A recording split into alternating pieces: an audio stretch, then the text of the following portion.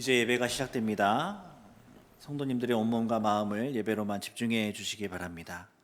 다 함께 묵도하심으로 주일 낮 예배를 하나님께 드리겠습니다.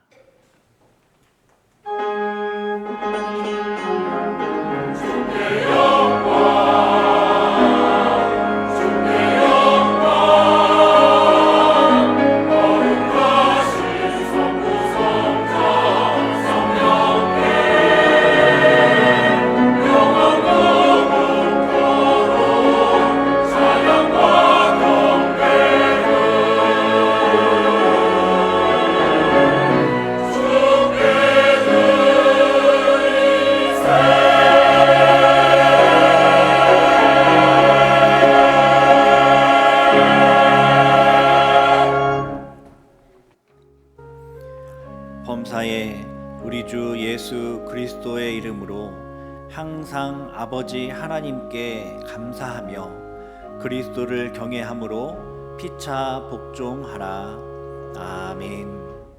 하늘에 계신 우리 아버지여, 이름이 거룩히 여김을 받으시오며 나라의 임하옵시며 뜻이 하늘에서 이룬 것 같이 땅에서도 이루어지이다. 오늘날 우리에게 일용할 양식을 주옵시고 우리가 우리에게 죄 지은 자를 사하여 준 것 같이 우리 죄를 사하여 주옵시고 우리를 시험에 들게 하지 마옵시고 다만 악에서 구하옵소서.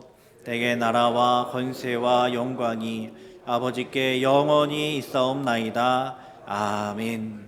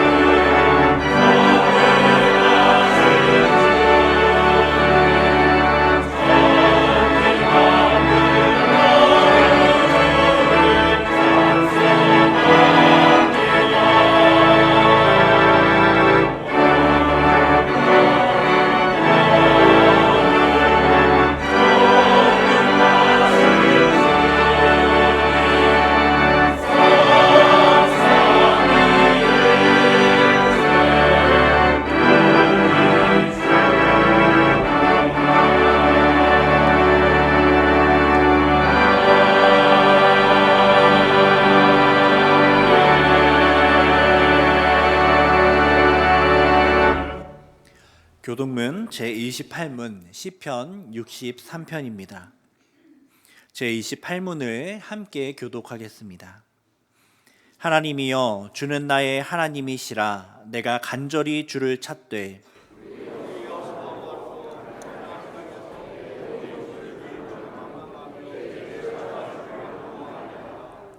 내가 주의 권능과 영광을 보기 위하여 주의 인자하심이 생명보다 나음으로 이러므로 나의 평생에 주를 송축하며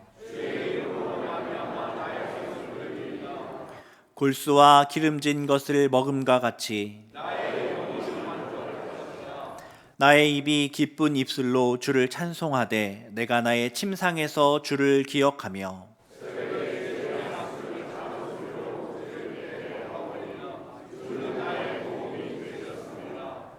내가 주의 날개 그늘에서 즐겁게 부르리이다. 아멘.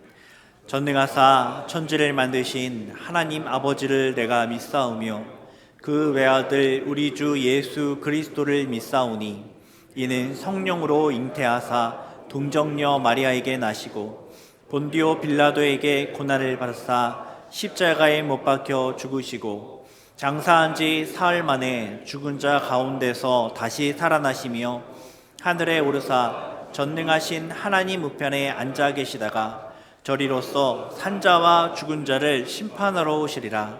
성령을 믿사오며 거룩한 공예와 성도가 서로 교통하는 것과 죄를 사하여 주시는 것과 몸이 다시 사는 것과 영원히 사는 것을 믿사옵나이다. 아멘.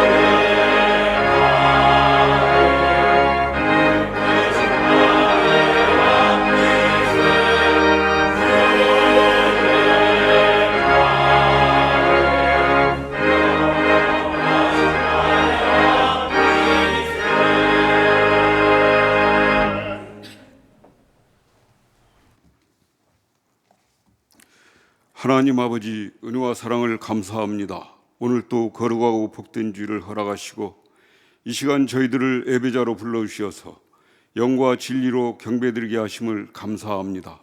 지난 주간에도 연약한 육신을 인하여 말씀을 벗어나 죄악 속에 살았음을 고백하오니 예수님의 십자가의 불로 씻어 주옵시고 회개에 합당한 열매를 맺으며 거룩한 삶 살아가도록 인도해 주옵소서.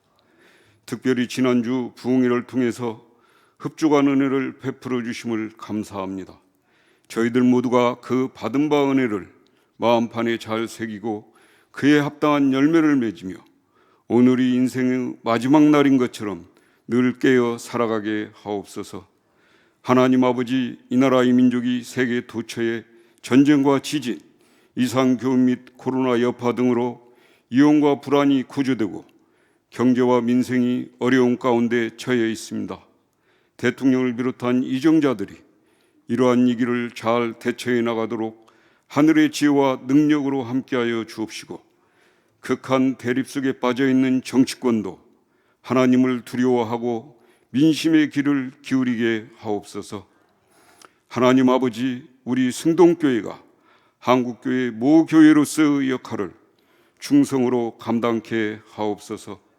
이 어려운 때에 나라와 민족을 위하여 기도 우선을 높이 들게 하시고, 말씀이 흐려지는 이 시대에 하나님 말씀과 뜻 가운데 바로 서서 진리에 목숨 걸고 자루나 우루나 치우침 없이 성경의 표준만을 따라 굳건히 걸으며 교회의 평판이 떨어진 이 시대에 한국교회의 건강한 생태계를 만들어가면서 믿음과 섬김의 본을 보이며 시대를 깨우는 성각제적인 역할을 감당하며 주님 다시 오실 그날까지 십자가만을 자랑하면서 전도와 선교 사명을 감당하며 생명 구원을 이루어가게 하옵소서. 하나님 아버지, 최영태 담임 목사님을 늘 영육 강건함으로 붙들어 주시고 날마다 겸손과 온유, 오래 참음과 사랑, 절제와 충성으로 목회 사역을 능히 감당케 하옵시며 남녀 교육자님들에게도 같은 은혜로 함께하여 주옵소서. 선교사님들의 삶과 사역에도 늘 동행해 주시고 건강과 안전도 지켜주옵시며 해외 개척교회와 국내 협력교회도 구원의 방주사명 잘 감당케 하옵소서. 유아 유치로부터 청년부에 이르는 승동의 자녀들이 말씀과 기도로 잘 양육되게 하시사 장차 하나님 나라에 하여 귀하게 쓰임받는 믿음의 거목들로 성장하도록 인도해 주옵시고, 수능을 앞두고 있는 학생들의 진로도 하나님께 구하며 하나님의 뜻에 합한 방향으로 결정되도록 인도하여 주옵소서. 이 시간 담임 목사님께서 말씀 전하실 때 저희들이 하나님을 만나고 하나님의 마음을 알게 하시사 세상에 나아가 하나님의 마음을 시원케 해드리는 삶을 살아가게 하옵소서. 임마누엘 찬양대가 정성으로 올려드리는 찬양을 기쁘게 흠양하여 주시기를 원하옵고 감사를 드리며 예수님의 이름으로 기도하옵나이다. 아멘.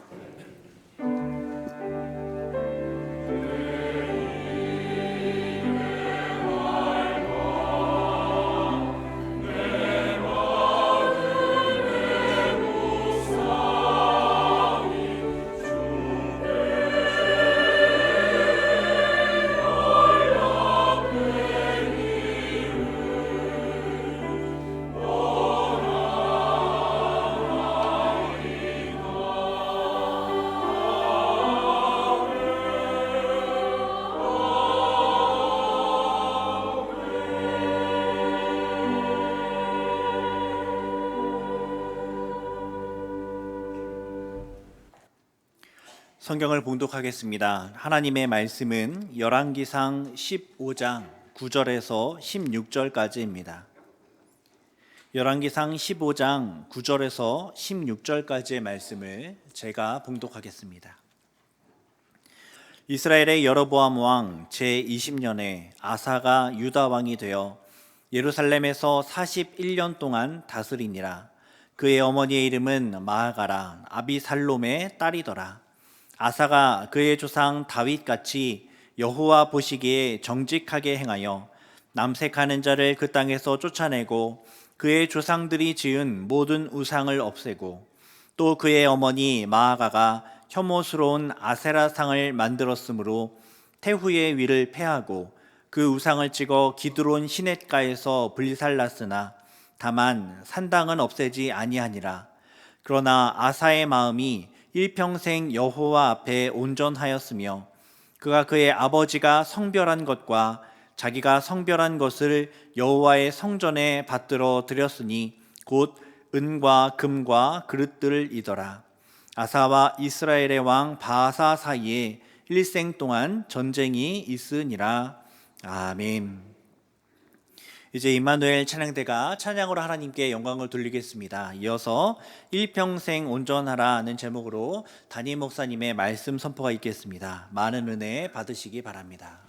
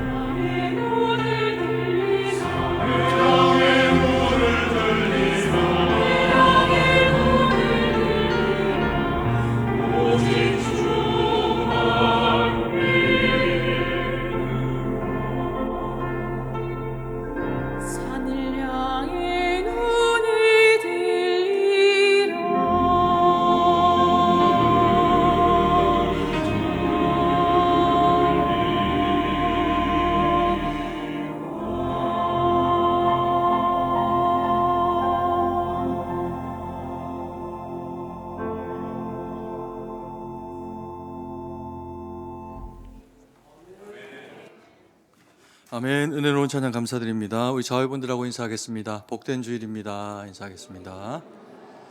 네, 한 번 더 인사하겠습니다. 일평생 온전합시다. 인사하겠습니다. 네, 감사합니다.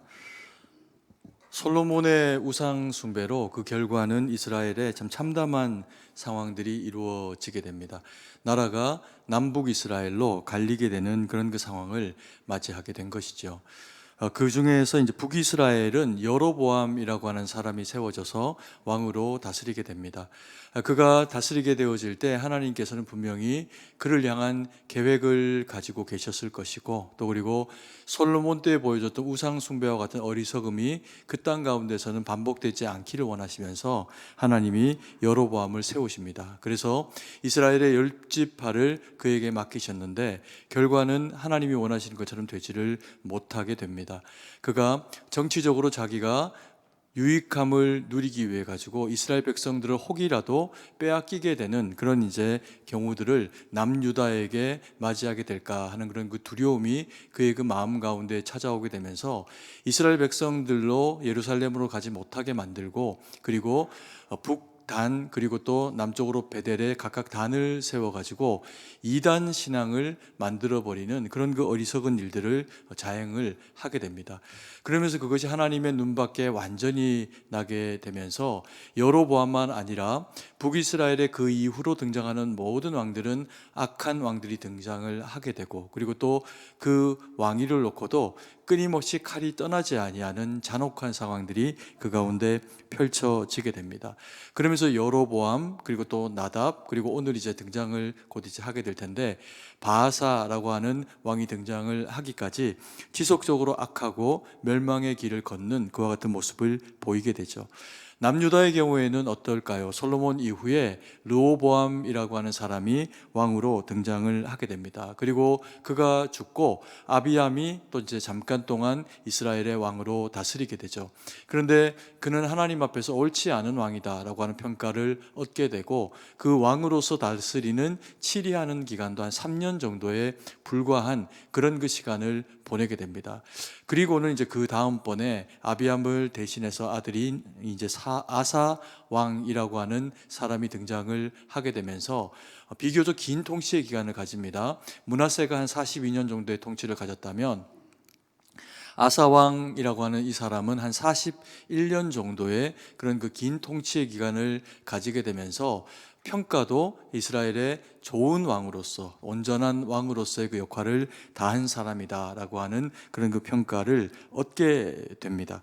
유다왕 아사가 그렇게 좋은 평가, 선한 왕이라고 하는 평가를 얻게 된 것에는 그가 하나님을 향하여서 마음을 두고, 그리고 그 신앙으로 나라를 다스리고 또 섬겨간 그런 모습을 보였기 때문이죠. 그래서 성경에서는 그를 비교적 이제 좋은 왕이다라고 그렇게 설명을 하고 있습니다. 14절 말씀인데요, 같이 한번 읽겠습니다. 다만 산당은 없애지 아니하니라. 그러나 아사의 마음이 일평생 여호와 앞에 온전하였으며. 아사 왕이 이스라엘의 영적인 상황들을 하나님의 말씀과 뜻 가운데 바로 세워내기 위해 가지고 몸부림을 치고 애를 씁니다. 그 중에서는 이제 뭐 여러 가지 선한 일들을 하게 되는데, 역대기의 기록에 보면 이제 산당도 그가 이제 많이 없애기는 합니다. 그런데 이스라엘 전역에 그 당시에 이제 워낙에 퍼져 있었던 이 산당을 완전히 다 제하는 그런 그 일들은 하지 못한 것으로 보여집니다. 그럼에도 불구하고 그의 그 모든 치적들을 놓고 성경이 이야기하기를 아사의 마음이 일평생 여호와 앞에 온전하였다라고 이야기하면서 하나님 앞에 온전한 그 모습을 일평생 보인 왕이다라고 하는 좋은 평가를 하고 있는 것을 보게 되죠. 이 온전한이라고 하는 표현이 가지고 있는 의미가 무엇입니까? 우리가 하나님을 바라볼 때 틀림이 없고 완전하실 때 그가 완전하시다 이렇게 이제 표현을 하게 되고, 우리가 하나님을 닮아서 하나님의 그 완전을 쫓아서 표현하게 될 때 표현하게 되는 것이 이 온전함이라고 하는 표현인데, 오늘 이 온전함이라고 하는 표현 가운데서 쓰여지고 있는 히브리 단어는 뭐냐 하면 샬렘이라고 하는 단어입니다. 뭐 온전함을 또 다른 한 몇 가지 정도의 그런 그 단어로 표현하는 그런 이제 단어들이 있지만, 오늘 이 본문에서 등장하는 샬렘 이라고 하는 단어를 통해서 온전하였다라고 하는 평가를 하고 있는 것을 보게 됩니다. 그럼 이 샬렘이라고 하는 단어가 어떤 의미일까요? 우리가 잘 알고 있는 완전한 또 온전한 이런 의미도 있거니와 안전한 그리고 또 평안한이라고 하는 그런 그 의미를 가지고 있습니다. 그래서 이 온전한이라고 하는 샬렘은 하나님의 지키시는 그 온전한 평안이 그 가운데 이스라엘 가운데 있어졌다라고 하는 것을 나타내주는 그런 그 표현이기도 하죠. 그래서 그가 다른 것이 아니라 하나님 앞에서의 자기의 신앙을 정결하게 하고 또 그리고 풍파 있는 그런 그 신앙에 요동 있는 모습이 아니라 언제나 무슨 일이 있으나 하나님을 바라보면서 주님을 믿고 따르는 그 마음의 온전함을 지키고 살아갔더니 하나님께서 그의 그 모든 인생의 전생에 걸쳐서 무엇을 지키셨다는 겁니까? 평안을 샬롬으로 그렇게 지켜내셨다는 겁니다. 그래서 아사 왕의 통치하는 41년의 그 통치의 기간 동안에 그래서 아사 왕만 평안한 것이 아니라 그 통치의 영역 가운데 있는 남유다의 백성들이 하나님의 평안을 누리고 살아가게 되었다는 거죠. 그래서 우리로 하여금 이 말씀을 통해서 너희 가운데 이 온전함이 있기를 원한다. 아사와 그의 백성들에게만 있어지는 평안이 아니라 하나님을 믿는 그리스도 예수 안에 있는 우리는 평화의 왕이신 주님을 따르면 일평생 우리의 그 삶과 또 영혼 가운데도 하나님이 그래서 허락하시는 그 평안이 자리를 해야 하는데, 그러면 어떻게 하면 우리의 그 영혼 가운데 이때는 평안했다가 저때는 또 안 평안했다가 그런 것이 아니라 일평생 하나님의 평가에 온전한 자다, 일평생 하나님이 우리를 바라보시면서 지키시는 그 평안을 누리는 그런 그 삶이 될 수 있을지 우리가 아사 왕의 삶의 모습을 통해서 우리 가운데 바라보고 적용하는 그런 그 시간들을 가지기 원합니다. 첫 번째로 우리가 아사 왕을 통해서 배워야 하는 그 평안을 유지하는 방식이 뭐냐면요, 그는 이스라엘의 만연한 우상 숭배를 파하였다라고 그렇게 이야기를 하고 있습니다. 12절 13절 말씀인데요, 같이 한번 읽겠습니다.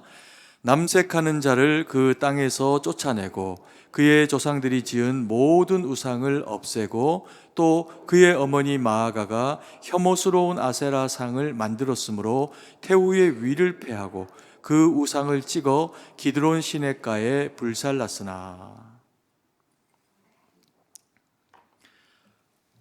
오늘 우리가 읽은 이 본문의 말씀에 보면은 남색하는 자라고 하는 대상이 이제 등장을 하게 됩니다. 고대 사회에서 성적인 이 타락은 반드시 성적인 단순한 타락만 아니라 영적인 타락과 함께 이루어진 형태로 보여지는 것을 보게 됩니다. 이스라엘 백성들 가운데 남색하는 자가 있었다라고 하는 것은 단순히 동성애를 통해 가지고 성적인 범죄를 하나님 앞에 저질렀다라고 하는 것 이상의 그래서 의미를 가지고 있다고 볼 수 있습니다. 왜 그러냐 하면 이 남색하는 자들이라고 하는 표현은 또 다른 데서는 미동이라고 하는 표현을 써가지고 이방 우상을 섬기는 신전에서 거기서 성적인 이제 역할들을 하면서 백성들을 이제 미혹하게 되는 그 대상이 미동 또 남색하는 자로 그렇게 표현이 되어져 있는 경우들을 보게 됩니다. 그래서 이 남색하는 자라고 하는 대상이 등장을 했다라고 하는 것은 이스라엘 백성들이 성적으로 문란하고 그리고 남자가 남자를 인하여서 여자가 여자를 인하여서 부끄러운 일을 행하였다, 그런 일들이 있었다라고 하는 이 성적인 타락에 대해서도 일깨워 주지만 동시에 이스라엘 백성들이 제의적으로도 하나님을 버리고 우상에 깊이 개입되었다라고 하는 것을 나타내는 그런 그 표현으로 이 남색하는 자가 등장을 하게 됩니다. 그래서 이 남색하는 자라고 하는 대상이 등장을 하게 되면 그러면 여성으로서 이와 같은 악한 일을 하는 사람이 없냐? 그게 아니라 여성으로서는 성전에서 당연히 이방의 신전에서 당연히 그와 같은 일을 하는 사람들이 있는데 남자에게까지 이르기까지 이와 같은 일들이 있었다라고 해서 이스라엘 백성들이 정말 완전히 영적으로 육적으로 타락해 있는 상황 가운데 있었다라고 하는 것을 표면적으로 나타내주는 그와 같은 이야기를 다루는 내용입니다. 그리고 이제 그러면서 또 아사가 그 종교개혁 가운데 단행했던 일이 뭐냐 하면 그야말로 우상을 파했다라고 그렇게 이야기를 합니다. 아세라를 섬기고 바알을 섬기며 그러면서 성적으로 타락해가는 이스라엘들의 악하고 어리석은 그 모습들의 근본적인 원인을 해결하기 위해 가지고 우상을 파해서 기드론 시내에다가 불살라서 뿌려버렸다라고 그렇게 이야기를 하고 있습니다. 그래서 그들이 다시는 돌아오지 않도록, 남색하는 자들이 돌아올 길이 없고 그들이 그것을 쫓을 자가 없고, 그리고 우상 숭배가 이스라엘 백성들 가운데서 이루어지지 않도록 하기 위해서 근원적으로 우상을 숭배하는 것들을 파해버렸다라고 하는 이야기를 하고 있는 겁니다. 그러면서 이제 등장하고 있는 이야기가 뭐냐 하면, 이 아사 왕의 종교 개혁이 어느 정도로 타락했던 이스라엘 백성들을 깨웠냐? 그것이 남색하는 자라는 표현 가운데 드러났다면, 그러면 이것이 어느 정도의 경지에 이르기까지 포기하지 않고 이 일들을 온전히 이루어냈느냐라고 하는 대상으로 설명하는 대상이 그의 그 어머니라고 표현되어 있는 태후 마아가의 위를 패했다라고 하는 표현 가운데서 이 종교개혁이 아사 왕을 통해서 어디까지 이루어졌는지를 우리에게 설명을 해주고 있습니다. 오늘 우리가 읽은 이 본문의 말씀에 보면은 마아가 태후를 패했다라고 그렇게 이야기하는데, 기록상으로는 마아가가 아사 왕의 어머니라고 그렇게 기록이 되어 있습니다. 그런데 우리가 오늘 읽지는 않았지만 그 바로 앞에 아비암, 그의 그 아버지, 아사 왕의 아버지 아비암에 대한 기록을 통해서 보면, 아비암의 어머니도 누구라고 기록이 되어 있냐면 아비살롬의 딸 마아가라고 그렇게 기록이 되어 있습니다. 그러니까 아버지 아비암하고 그리고 또 아들 아사 왕의 어머니가 같은 이제 결과가 되어지게 되겠죠. 그럼 이것은 사실 말이 안 되는 그런 그 이야기가 될 겁니다. 이스라엘 백성들의 왕 가운데서 그런 이제 근친이 이루어졌다고 볼 수는 없겠죠. 그래서 이것은 이제 어떻게 우리가 해석을 할 수 있냐 하면, 여기에서 등장을 하게 되는 아비살롬의 딸이라고 하는 그 딸이라고 하는 단어가 바트라고 하는 이제 히브리 단어를 사용을 하게 되는데, 이것은 여자가 낳은 여자 후손이라고 하는 의미를 가지고 있습니다. 그래서 딸을 낳았다라고 할 때 그 딸에 대해서도 이 그 바트라고 하는 단어를 사용을 하기도 하지만, 여자 조상이 낳은 여자 자식을 이야기를 할 때 이 바트라고 하는 단어를 써가지고 손녀에 대해서 이야기를 할 때도 바트라고 하는 단어를 사용을 한다는 겁니다. 그래서 여기서 이야기하는, 그래서 이 마아가 태우는 어머니라기보다는 마아가 태우는 할머니로 볼 수가 있습니다.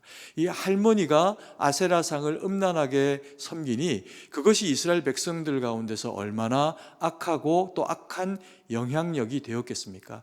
아마도 아사는 굉장히 많은 고민을 했을 겁니다. 이것을 폐해야 되는 이런 일들이 당연히 신앙을 바로 세우기 위해서 있어져야 하는 일인데, 그 대상이 누구에게 이르기까지, 자기 할머니 마아가에 이르기까지도 이와 같은 일들이 이루어져야 한다라고 생각을 하니까 그가 정말 쉽지 않은 결정을 해야 되는 상황이 주어지게 된 것이죠. 그런데도 그것을 끝까지 이루어냈다는 겁니다. 한번 생각해 보십시오. 이것이 왜 힘든 일이었을까요? 당연히 부모님이니까, 또 할머님이니까 힘들었을 겁니다. 그리고 아버지가 일찍 돌아가시고, 그리고 할머니 손에서 만약에 크게 되고, 그리고 또 이제 일정 부분은 왕으로서의 그런 그 역할을 하는데 자리가 든든히 서갈 때까지 그 뒤에서 배경이 되어주는 그런 그 역할들을 이 태후 마아가가 했다라고 하면, 아사 왕에게는 일반적인 그냥 할머니가 아닌 거죠. 왕위를 견고하게 해줬을 뿐만 아니라 자기를 너무나도 사랑해서 왕으로까지 설 수 있도록, 안정될 수 있도록 만들어주신 그런 그 할머니이니, 그도 그의 그 할머니를 분명히 사랑했을 겁니다. 그럼에도 불구하고 이스라엘의 영적인 질서를 바로 세우고 나라가 하나님 편에서 바로 세워지기 위해 가지고, 그래서 아사 왕은 결단하고 그의 그 위를 폐위하는 그런 그 상황 가운데로 나아가게 되었다는 겁니다. 혈육이어도 또 권세자여도 정도를 어디에 기준을 두지를 않고 이스라엘 땅 가운데서 살아가는 사람이라면 누구 한 사람 예외 없이 우상 숭배는 절대로 해서는 안 된다라고 하는 그와 같은 이제 법을 실현을 하게 된 거죠. 대상조차도 가리지를 않았다는 겁니다. 그래서 남색하는 자에게서부터 할머니에 이르기까지 누구라도 이스라엘을 패역된 길로 몰고 가는 상황이 되면 쫓고 그리고 그것을 유지하지 못하도록 했다라고 하는 삶의 모든 영역 가운데서 이 종교개혁이 이루어지게 했다라고 하는 표현으로 볼 수가 있는 겁니다.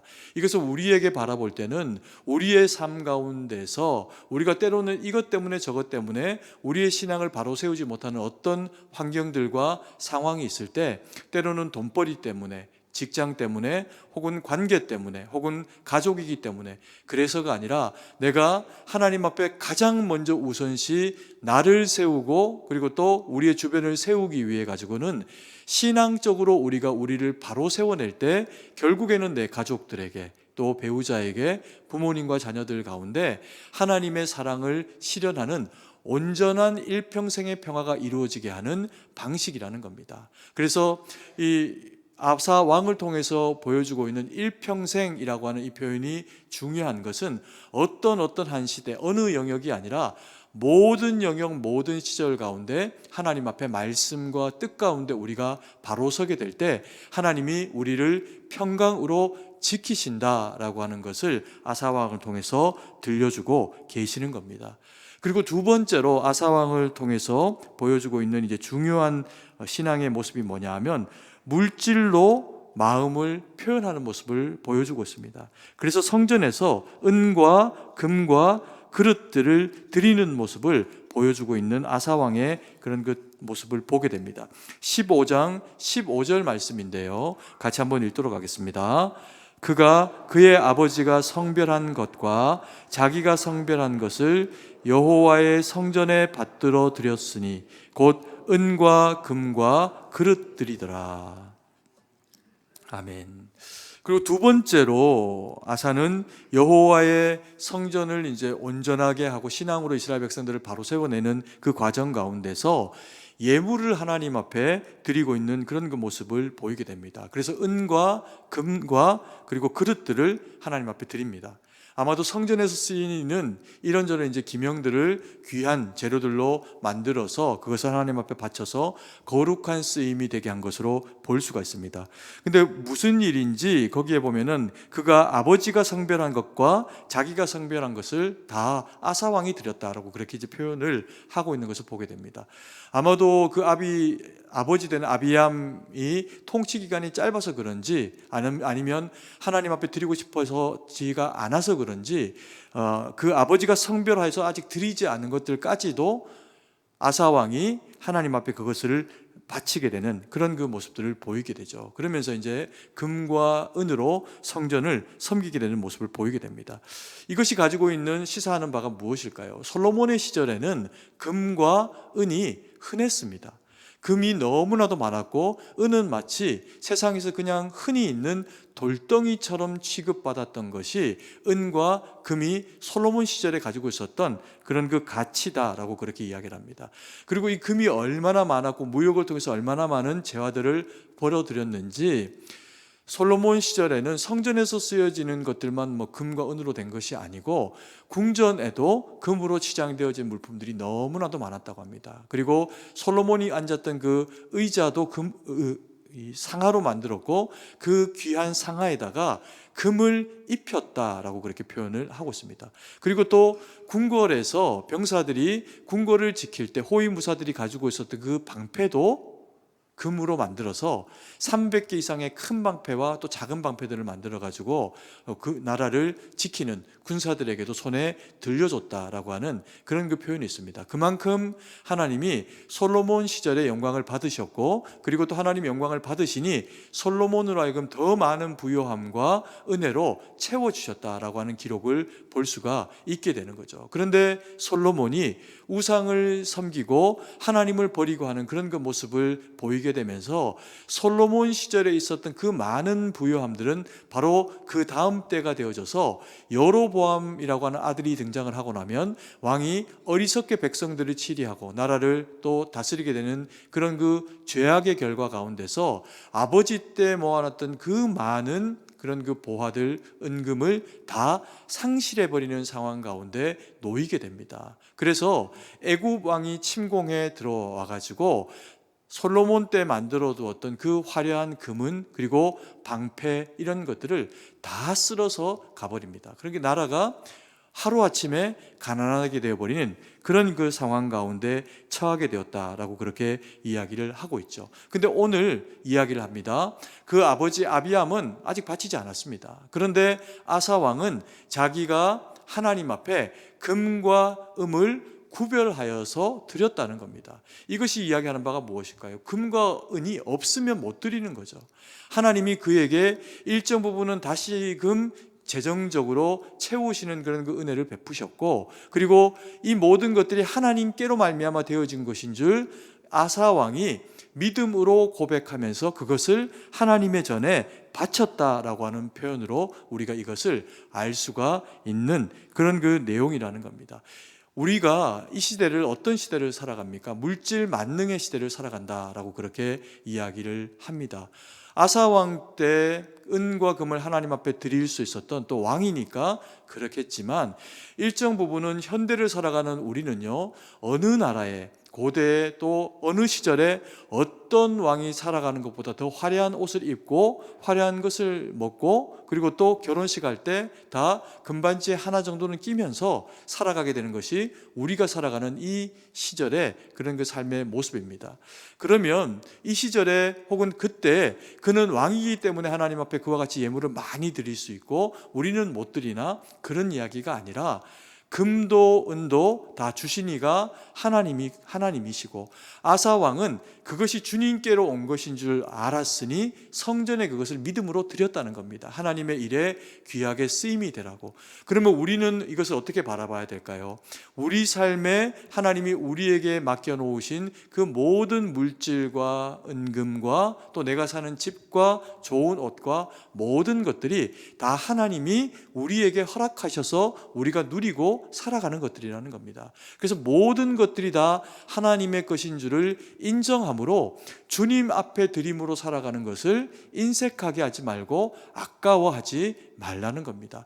가난하면 가난한 대로, 부하면 부한 대로 자기가 하나님 앞에 넉넉히 드릴 수 있는 것으로 드리게 될 때 하나님이 그것을 기뻐하신다는 거죠. 그래서 예수님도 한 여인이 그가 가지고 있는 모든 것, 2렙돈을 주님 앞에 전에 그렇게 드리게 될 때 모든 것을 드렸다라고 하면서 그 여인을 칭찬하는 모습을 보여주시는 것을 보게 됩니다. 우리가 마음이 어디에 있습니까?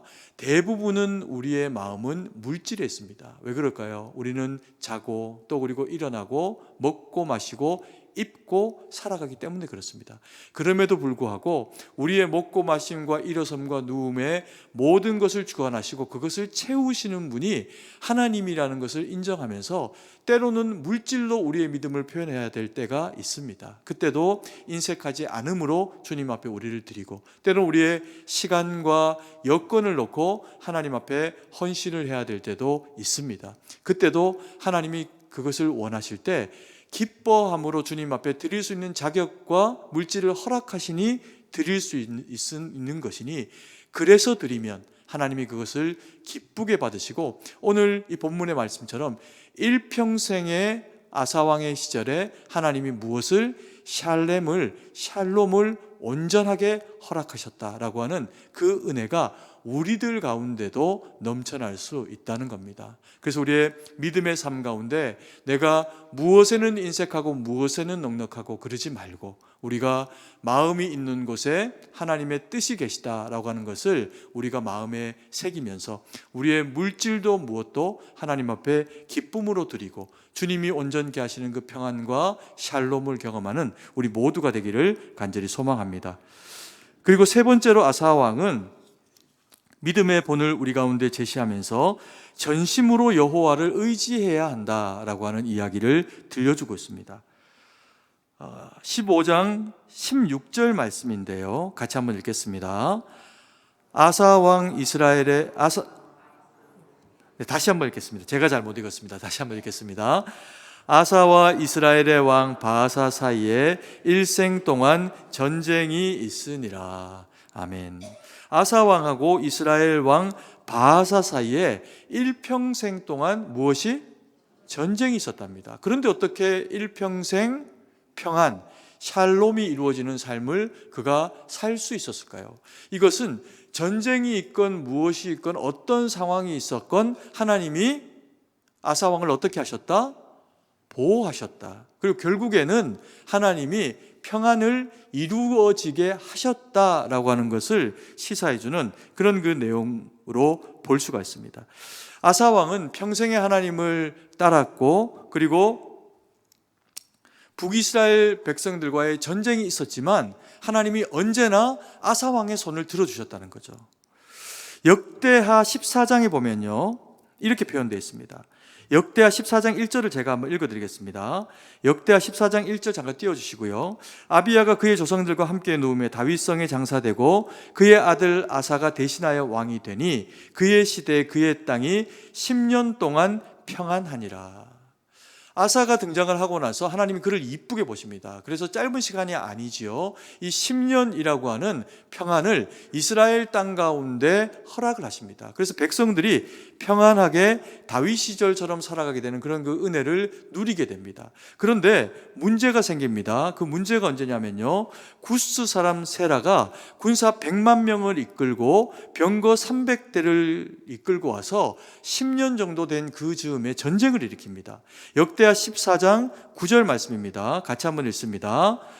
구스 사람 세라가 그들을 치려하여 군사 100만 명과 병거 300대를 거느리고 마레사에 이르매. 구스 사람이라고 하는 강력한 군대가 100만 명의 군사를 일으켜가지고 이스라엘을 침공하게 됩니다. 지금도 10만 명 이러면 적은 군사들이 아닌데요, 이 고대 사회 때 10만 명 이상의 병력들이 모인다라고 하면 그것은 진짜 큰 전쟁이고 그 상대편 나라를 완전히 멸망시키고 우리가 그것을 차지해 버리겠다라고 할 때 일으키게 되는 병력의 수가 한 100만입니다. 엄청난 군사가 차지한 거죠. 그리고 또 군사만 100만 명이 온 게 아니라 병거도 300승이나 왔다 갑니다. 전차가 300승이나 침공해 왔다라고 그렇게 이야기를 하니까 이게 얼마나 큰 전쟁이었는지를 우리에게 설명을 합니다. 그런데 문제는요, 상대가 얼마나 많이 크게 침공을 해오든 그것을 물리칠 수 있는 더 큰 능력이 우리 가운데 있다면 큰 문제가 되질 않겠죠. 근데 이스라엘 백성들이 가지고 있었던 그런 그 상황들이 어떤 것인지를 역대하 14장 8절이 이렇게 이야기합니다. 같이 한번 읽겠습니다. 아사의 군대는 유다 중에서 큰 방패와 창을 잡은 자가 30만 명이요, 베냐민 중에서 작은 방패를 잡으며 활을 당기는 자가 28만 명이라. 그들은 다 큰 용사였더라. 여기에서 보니까 이 세라를 물리치기 위해서, 구스의 그 군사들을 물리치기 위해서 준비되어져 있는 이스라엘 백성들의 수는 거기에 턱없이 부족합니다. 상대가 100만 명에다가 300대의 전차 부대를 끌고 왔습니다. 이 전차, 고대의 전차가 하나 등장을 해가지고 전쟁을 치르게 되면 이게 한두 사람의 우위를 가지고 있는 게 아니라 이 전차 한 대가 최소 100명 정도씩의 이상의 그런 그 화력을 가지고 있는 것이라고 볼 수가 있을 텐데요. 그러니까 이게 이스라엘 백성들이 감당할 수 없는 화력을 가지고 있었다는 거죠. 이스라엘 백성들은 30만 정도의 그런 그 창과 칼을 든 보병이 있습니다. 방패를 들고 있는 보병이 있고, 그리고 또 활을 당기는 궁수들이 한 28만 명 정도 있습니다. 아주 적은 숫자는 아니지만 상대에 비해서는 너무나도 물리적으로 적은 이제 숫자를 가질 수밖에 없는 거죠. 그리고 이 기록에 하나 빠져 있는 게 있는데요, 솔로몬 때 있었던 애굽으로부터 수입했었던 당시의 최고의 화력이었던 그 전차들이 다 사라지고 없는 겁니다. 분명히 솔로몬 시절에 많은 은금을 주고 애굽으로부터 최신 장갑차를 수입했다는 기록이 성경에는 기록이 되어 있습니다. 그런데 한 세대가 지나고 여로보암과 아비암이 지나고 그리고 아사 왕이 등장하는 시절이 되니까 이스라엘 백성들에게 전차가 없는 겁니다. 그럼 어떻게 이겨냅니까? 실제로 이 전쟁을 물리적으로 부딪혀 가지고는 아사 왕이 이겨낼 수 있는 길이 없는 전쟁이 이 구스와의 전쟁이었다는 겁니다. 그런데 이 기록을 남기는 그 방식을 보니까요, 역대하 14장 8절을 한번 띄워주시고 그 끝자락에 보면 이렇게 표현합니다. 활을 당기는 자가 28만 명이고 그들은 다 어떤 용사였더라? 큰 용사였더라. 여러분, 병사가 아무리 많아도 아무리 용맹해 보여도 전쟁에서 졌다면은 그들이 용사가 됩니까? 안 됩니까? 용사가 될 수가 없습니다. 시체인 겁니다. 그런데 성경이 기록하고 있는 방식이 뭐냐면 더 강한 군사 앞에 서 있는 열쇠에 잠겨 있는 이스라엘 백성들 군사들을 보고 뭐라고 표현하고 있냐면 그들이 어떤 용사다? 큰 용사다. 이렇게 표현합니다. 그러면 큰 용사라고 표현한 이유가 무엇일까요? 전쟁에서 졌다, 이겼다? 이겼다는 겁니다. 더 열세인 작은 군사들을 가지고 아사 왕과 이스라엘의 병사들이 더 큰 군대 구스를 이겨냈다는 겁니다. 그래서 큰 용사라고 그렇게 표현을 하고 있습니다. 그러면 병거 하나 없는 이스라엘 백성들이 병거 30승의 100만 명이라고 하는 구스와 세라의 이 세력들을 어떻게 이겨냈을까요? 그것을 역대하 14장 11절은 우리 가운데 이렇게 이야기해 줍니다. 같이 한번 읽습니다. 아사가 그의 하나님 여호와께 부르짖어 이르되 여호와여, 힘이 강한 자와 약한 자 사이에는 주밖에 도와줄 이가 없사오니 우리 하나님 여호와여, 우리를 도우소서. 우리가 주를 의지하오며 주의 이름을 의탁하옵고 이 많은 무리를 치러 왔나이다. 여호와여, 주는 우리 하나님이시오니 원하건대 사람이 주를 이기지 못하게 하옵소서 하였더니. 아멘이시죠?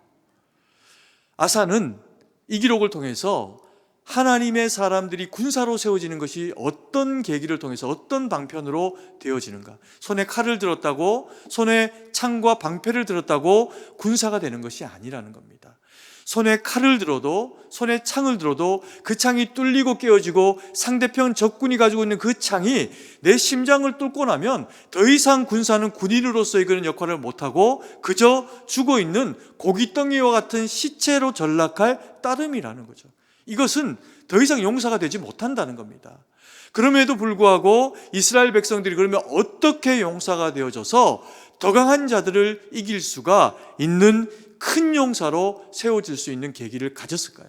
아사 왕은 이것이 기도라는 것을 알고 있었습니다. 하나님을 의지하고 하나님을 붙잡고 주의 도우심을 힘입는 것, 그것이 큰 용사가 되는 길이다라고 하는 것을 너무나도 지혜롭게, 너무나도 은혜 가운데 잘 알고 있었습니다. 오늘 그 읽은 말씀에 뭐라고 표현하고 있습니까? 그가 하나님께 부르짖어서 여호와여, 힘이 강한 자와 약한 자 사이에서는 누구밖에 도와줄 리가 없다? 주님밖에 도우실 리가 없다, 이렇게 이야기합니다. 여러분, 그는 알고 있습니다. 이스라엘 백성들의 수가 30만 명의 보병, 적은 숫자가 아닙니다. 그럼에도 불구하고 더 강한 자들이 100만으로 모여서 있다면 우리는 그들 강한 자들 앞에서 약한 자다라고 하는 것을 알고 있습니다. 이것은 어리석은 일이 아니라 지혜로운 거죠. 내가 저들을 방비할 수 있는 능력이 없다라고 하는 것을 현실적으로 인정할 수 있는 지각이 있다는 겁니다. 그러면 이 공백을 어떻게 메워내서 더 강한 자들을 이기고, 저들이 100만인데 우리 70만이 다 죽고 막아내도 안 되고 우리는 살고 적을 이겨야 되는 이 방법을 어떻게 찾아야 될까? 그것을 강한 자와 약한 자 사이에는 도우리가 누구밖에 없다? 주밖에. 그 주가 어떤 분이라는 겁니까? 이스라엘 백성들을 위해 가지고는 언제고 어떤 상황이고 스스로를 큰 용사로 세우시는 분이다 라고 하는 것을 아사 왕이 인정해 드린 겁니다. 그래서 하나님 앞에 기도하면서 우리가 가지고 있는 이 힘겹고 연약한 어려운 상황 가운데서 우리를 도우실 이가 주님밖에 없사오니 만군의 여호와, 능력의 여호와, 전쟁에 능하신 하나님께서 우리와 더불어 함께 하셔서 저들이 주의 백성을 이기지 못하게 하옵소서. 우리를 위해 싸워주시고 우리와 함께 하옵소서. 그렇게 하나님 앞에 기도했더니 12절 말씀 제가 읽어드리겠습니다. 여호와께서 구스 사람들을 아사와 유다 사람들 앞에서 치시니 구스 사람들이 도망하였더라 이야기합니다. 전쟁에서 이기게 한 거죠.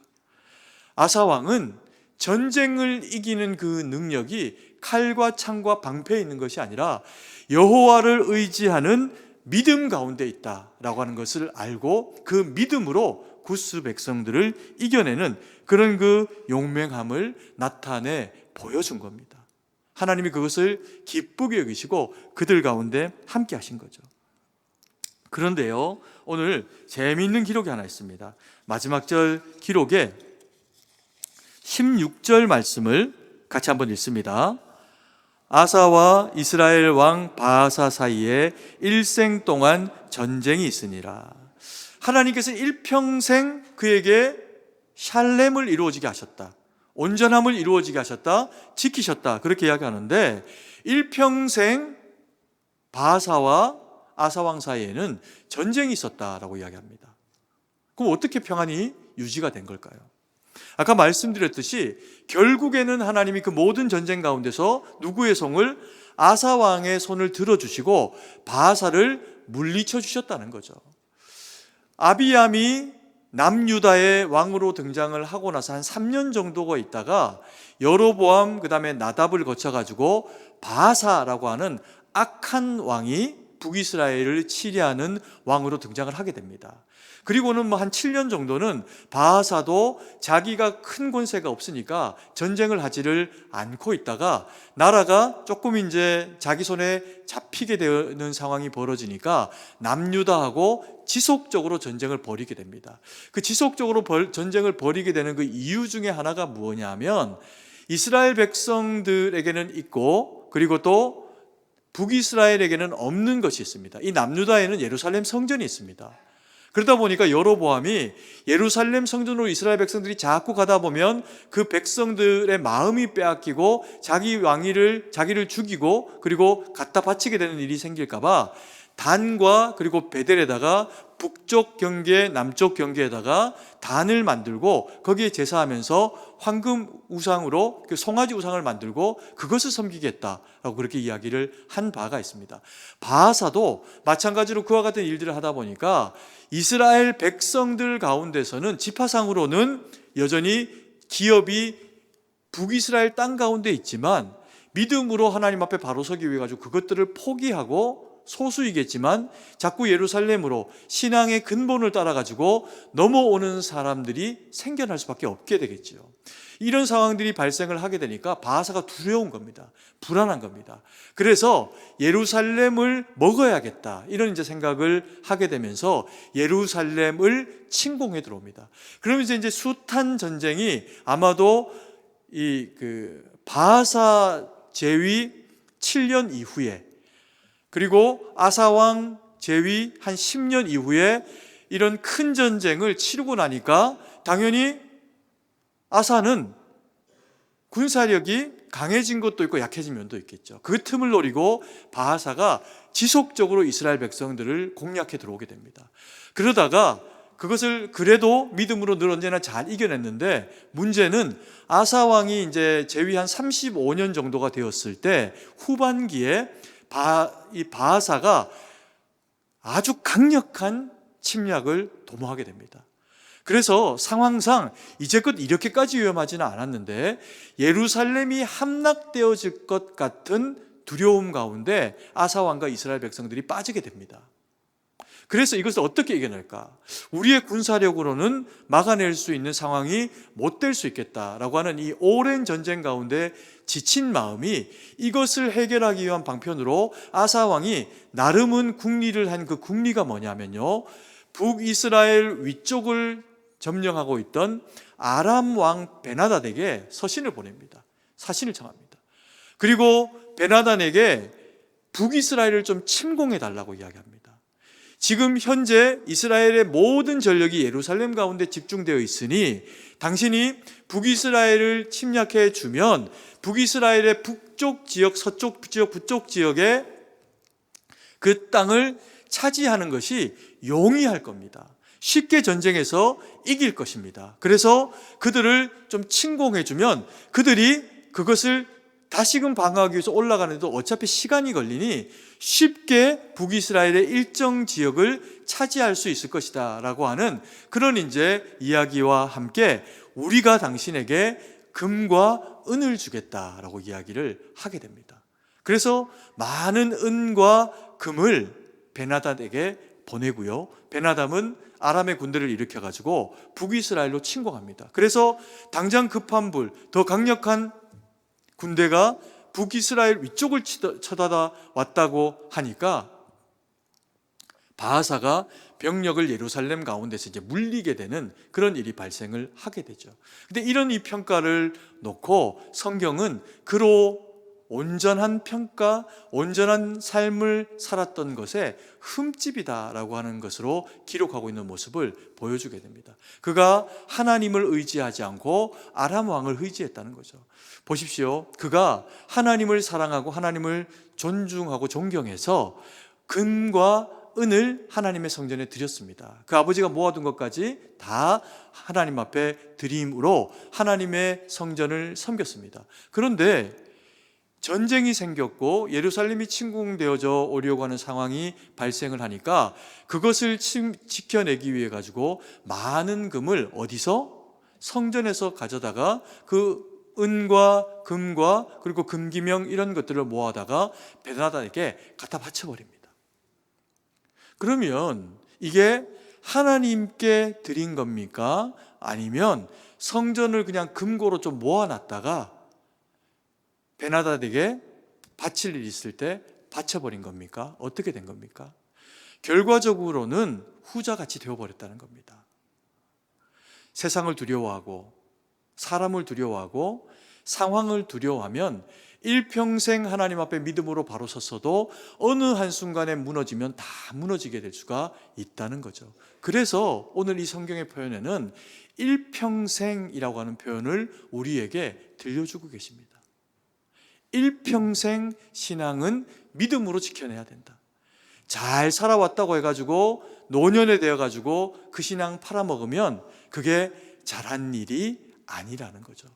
일평생은 하나님을 알게 된 그 시점으로부터 일평생은 하나님 앞에서의 우리의 호흡이 끝나지게 되는 우리의 모든 그 시간, 그 전생애를 일평생이라고 하는 겁니다. 그래서 이 아사 왕을 통해 가지고 하나님 앞에 일평생 우리가 바로 서게 될 때 하나님이 우리를 어떻게 하신다? 우리의 일평생 가운데서 온전함이 이루어지도록, 샬렘이 이루어지도록 하나님이 우리를 지키신다는 겁니다. 여러분, 신앙인들이 이것을 지켜가는 것은 군사력으로 팔다리 힘이 강건해서 그런 것이 아니라는 거죠. 먼저 우리의 근본에 중심을 바로 세움으로 우리 안에 있는 모든 우상을 파하라는 겁니다. 어리석음들을 파하고 태후를 의지하지도 말고 권세를 의지하지도 말고 다른 무엇도 의지하지 말고 우상도 당연히 의지하지 말고 하나님만 바라보는 믿음을 가져라.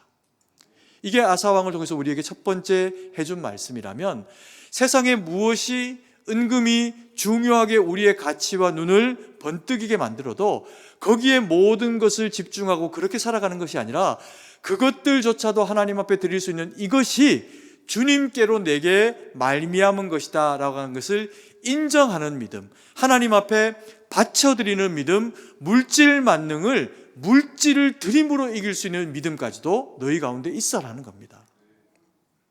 그러면서 이야기하는 것, 일평생 그 믿음을 지켜라. 이 믿음은 젊을 때 바짝 너희의 다리에 근육이 팔다리에 힘이 좋을 때 지켜내는 게 아니라 일평생에 지켜야 하는 것이 믿음이다라고 우리에게 말씀을 하고 계시는 겁니다. 여러분, 아사왕이 그 재위 한 35년의 시간이 지나고 이제 노년이 되어 가니까 힘이 빠집니다. 다리에 막 병도 들고 이럽니다. 근데 하나님을 의지하는 믿음도 빠져버립니다.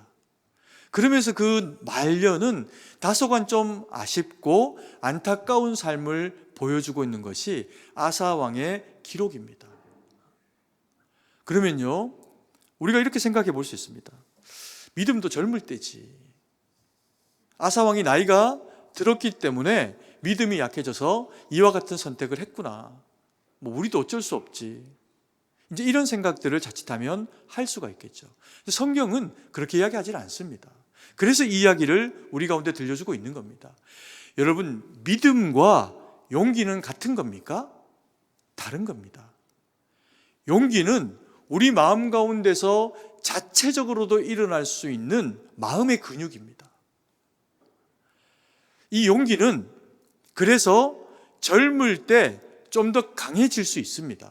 당연히 나이 많은 누군가와 부딪히거나 혹은 어떤 상황 가운데 직면하게 되었을 때 내가 젊고 그리고 내 팔다리에 힘이 있고 그러한 상황 가운데 있다면 우리 마음에 용기가 확 일어나가지고 이길 수 있겠죠.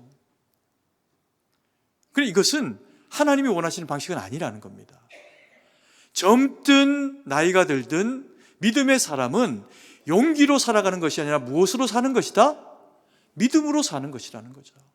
그럼 우리가 나이가 들어서 팔다리에 근육이 빠지고 가진 것이 자꾸 줄어드는 그런 이제 상황들이 우리 가운데 주어질 때 그때 우리는 무엇으로 살아야 되나? 그때도 남은 동그라미로 사는 것, 용기로 사는 것, 근육의 힘으로 살아가는 것이 아니라 믿음으로 사는 거라는 겁니다. 그래서 우리가 나이가 들어갈수록 흙으로 돌아가는 과정 가운데 있어서 우리의 머리털은 휘어지고 근육은 빠질 수 있으나 그러나 노인된 모세가 80세부터 120세가 될 때까지 이스라엘 백성들을 믿음으로 이끌어내는 영적 저력이 거기에서 나온 겁니다. 그래서 우리로 하여금 너희가 연소하나 연로하나 믿음으로 바로 서서 하나님 붙잡고 영적 근육을 주님 앞에 바로 세워서 하나님을 의지함으로 살아가는 그 일평생이 될 때 너의 샬렘을, 너의 샬롬을 평강으로 내가 지켜줄게. 그렇게 말씀하시는 말씀이 아사 왕을 통해서 우리 가운데 선포하시는 하나님의 평강입니다. 그 평안이 우리 가운데 있어서 하나님 영광 돌리고 주님의 기쁨이 되어드리는 우리 모두가 되기를 간절히 소망합니다. 사랑의 아버지 하나님, 은혜와 사랑을 감사드립니다. 주의 말씀과 뜻과 은혜와 능력 가운데 함께하여 주셔서 오늘 주신 이 말씀 마음에 새기고 아사왕이 주님 앞에 드렸던 이 온전함의 믿음의 모습, 신앙의 모습이 우리 가운데 있어서 일평생 주님 앞에 쓰임받고 하나님 영광 돌리는 우리 모두가 될 수 있도록 함께하여 주시옵소서. 때로 아버지 하나님, 우리가 연약할 때 있습니다. 또 우리 지체들 가운데 병들고 또 상하고 나약한 이들이 있습니다. 하나님, 그때라도 어느 때라도 일평생 안에 있는 그 유약함의 때조차도 기도하고 하나님 붙잡는 거룩한 주의 백성들마다 함께 하시고 역사해 주셔서 하나님 영광 돌리는 회복과 부요함에 치유하심이 있도록 은혜로 역사하여 주시옵소서. 참으로 주님께 모든 것을 의지하고 믿고 감사드리며 살아계신 주 예수님 이름으로 기도드립니다. 아멘.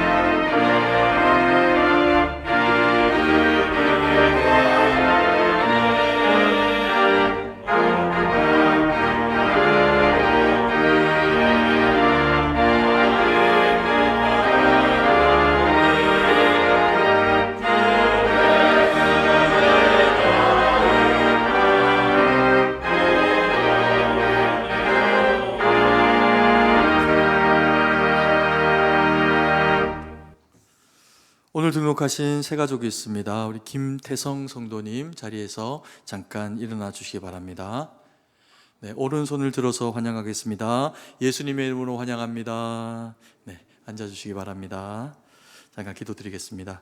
사랑의 아버지 하나님, 은혜와 사랑을 감사드립니다. 우리 김태성 성도님 승동교회 가운데 허락하시고 함께 영적 가족으로 신앙생활을 할 수 있도록 은혜 주셔서 감사드립니다. 그 인생 전생애를 주님께서 책임지시고 아버지 하나님 함께 하셔서 하나님 영광 돌리는 믿음의 삶이 되도록 주님 보호하시고 은혜를 베풀어 주시옵소서. 아버지 하나님, 이 나라 이 백성을 긍휼히 여기시고 이 땅이 처하고 있는 곤고함과 어려움 가운데 함께 하셔서 하나님 영광 돌리는 이 나라 이 백성 되도록 함께하여 주시옵소서. 아버지 하나님, 참으로 그래서 강단마다 쏟아지는 생명의 말씀 붙잡은 주의 거룩한 백성들이 일어나서 하나님 나라와 영광을 위해서 쓰임되도록 함께 하셔서 이 땅의 정치와 경제와 문화와 치안과 안보와 어떤 영역이어도 교육에 이르기까지 하나님께서 고쳐 쓰시고 주의 사람들을 통해서 사용하시는 이 나라 이 백성 되도록 함께하여 주시옵소서. 하나님, 우리 승동교회도 주님 앞에 그와 같은 쓰임 되기를 원합니다. 아버지 하나님, 그래서 믿음으로 마음으로 주님 앞에 드린 예물도 주님께서 기뻐 받으시고 주님의 쓰임에 합한 영광 돌리는 일에 쓰임 되도록 함께하여 주시옵소서. 또한 아버지 하나님, 우리의 자녀 세대, 우리의 청장년 세대, 우리의 부모님 세대, 승동에 속한 어떤 권속이어도 하나님의 보호하심과 은혜 가운데 있어서 은혜를 누리고 주님 영광 돌리는 믿음의 삶이 될 수 있도록 함께하여 주시옵소서.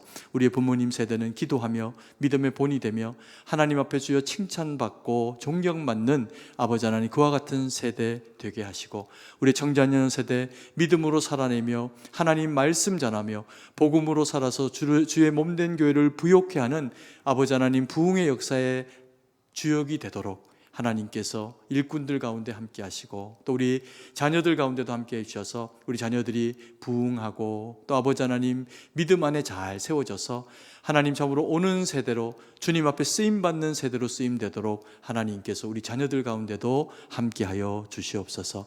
하나님, 이 자리를 사모하나 나오지 못한 지체들이 있습니다. 병실에서 또 아버지 하나님 여러 모양으로 군으로 또 학업으로 흩어져 있는 지체들 가운데 함께하여 주셔서 어디에 있든지 주의 보호하심으로 돌보시고 동일한 말씀과 능력으로 채우시고 함께하여 주시옵소서. 세계 만방에 흩어져 복음 전하는 우리 선교사님들의 삶 가운데 함께 하셔서 그 모든 지경 가운데 선포하는 말씀이 복음이 되어 많은 영혼들이 주께로 돌아오게 하시고 그 가정과 삶의 모든 지경 가운데 하나님의 보호하심과 은혜로 함께하여 주시옵소서.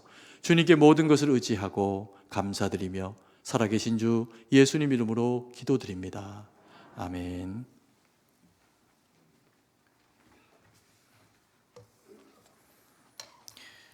교회 소식을 전해드립니다. 오늘 우리 교회에 처음으로 오신 분들을 예수님의 이름으로 환영합니다. 본당 1층 새가족부실로 오셔서 환영과 안내를 받으시기 바랍니다. 안나의 원래가 오늘 낮 2부 예배 후에 1층 소예배실에서 있습니다. 은퇴권사 기도회가 10월 18일 수요일 오후 3시에 1층 소예배실에서 있습니다. 사랑방 화요리도 모임이 10월 17일 화요일 오전 10시 30분에 1층 소예배실에서 있습니다. 새가족부에서 2022년부터 23년까지 승동교회에 등록한 성도님들을 모시고 새가족 친교 모임을 진행하고자 합니다. 10월 22일 다음 주일 12시 10분부터 1시 30분까지 1층 소예배실에서 있습니다. 담임 목사님께서는 오늘 저녁 예배 시에 효신교회에서 드리는 헌신 예배 인도를 위하여 출타하십니다. 위에서 기도해 주시기 바랍니다. 인도 아그라 교회 및 선교센터 헌당 감사예배 및 콜카타 선교지 방문에 참여하실 성도님들을 모집하고 있습니다. 2023년 11월 27일부터 12월 5일까지 방문되는 기간인데 이번 주까지 신청해 주시기 바랍니다. 시몬의 야예배가 10월 21일 토요일 가평기도원에서 있습니다. 교회에서 9시에 출발합니다. 오요전도의 야외예배가 10월 19일 목요일 경기도 포천에서 있습니다. 교회에서 9시에 출발합니다. 버스는 탑골공원 앞에서 탑승합니다. 각 부서에서는 주일학교 겨울 수련회 사용 신청서 및 2024년도 승동 기도원 사용 계획서를 교회 사무실에 제출해 주시기 바랍니다. 소천 소식입니다. 1교구 여자 사사랑방 유인순 명예권사 모친 되시는 고 이윤희 명예권사께서 10월 7일 토요일 소천하여 10월 9일 월요일 장례를 마쳤습니다. 이 자리에 유가족이 계십니다. 잠시 일어나 주시기 바랍니다. 네, 앉아 주시기 바랍니다. 예배 후 유가족을 만나실 때에 위로하여 주시기 바랍니다. 나머지 교회 소식은 주보를 참조해 주시고 이제 다 함께 일어나서 찬송가 1장을 찬양하시고 축도로 예배를 마치겠습니다.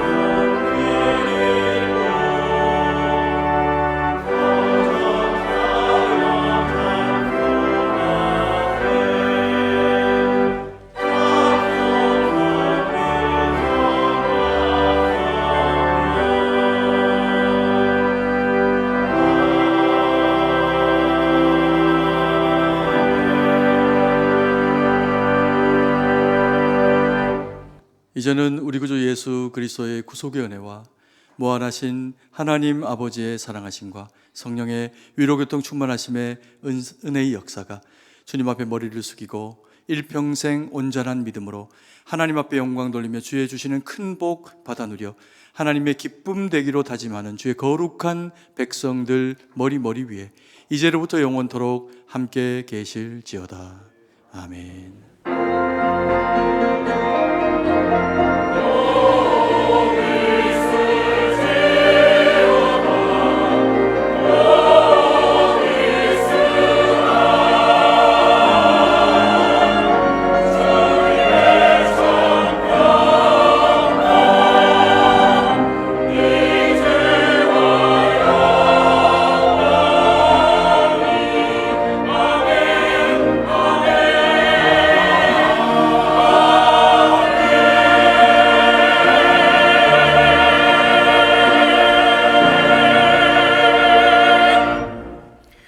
같이 찬송가 428장 1절 4절 찬양하시면서 돌아가시겠습니다.